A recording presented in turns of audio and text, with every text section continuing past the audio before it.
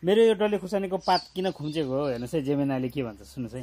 Gemini ल मेरो यो डल्ले खुर्सानी राम्रो त भएछ कि, तर यो पातहरू चाहिँ यसरी पोको पर्नको कारण के होला भन त।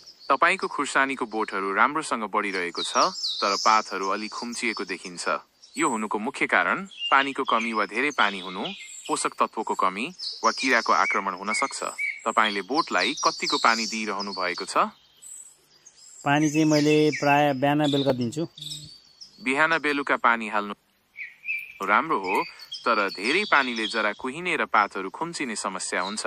गमलाको माथिल्लो सतह सुकेपछि मात्र पानी हाल्नुहोस्। के गमलामा पानी नजम्ने प्वाल छ? होइन, प्वाल त छ। ल हेर त यहाँ माटो यतिको छ। यो चाहिँ धेरै भएको कि थोरै भएको हो? यो माटो त ठिकै देखिन्छ, तर मलाई लाग्छ तपाईले पानी चाहिँ अलि धेरै हाल्नुभयो। गमलाको माथिल्लो सतह सुकेपछि मात्र पानी हाल्नुहोस्। के तपाईले बोटलाई मल पनि दिनुभएको छ?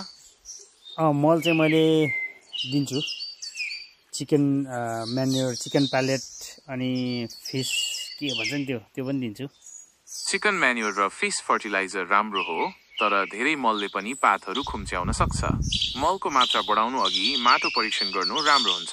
के तपाईले माटो परीक्षण गर्नु भएको छ? क्या गर्छ माटो परीक्षण? जाब एउटा खुर्सानीको लागि पैसा चाहिएन माटो परीक्षण गर्नलाई। माटो परीक्षणको लागि पैसा त लाग्छ, तर यो गर्नाले माटोमा के कति पोषक तत्व छ भन्ने थाहा हुन्छ र मल कति हाल्ने भन्ने पनि थाहा हुन्छ।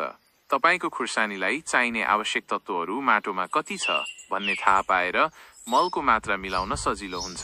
के तपाईँ माटो परीक्षण गर्ने बारेमा थप जानकारी चाहनुहुन्छ? भयो, माटो साटो गरिन बरु। ल यहाँ हेर त फल पनि लागेछ। यो राम्रो हो कि नराम्रो ल भनिदेऊ नि त।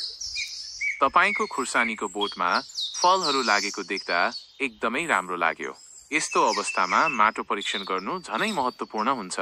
यसले बोटलाई आवश्यक पर्ने पोषक तत्वहरू प्रदान गर्न मद्दत गर्छ र तपाईको खुर्सानी स्वस्थ रूपमा बढ्छ। के तपाईलाई माटो परीक्षणको बारेमा थप जानकारी चाहिन्छ? गर्दिन।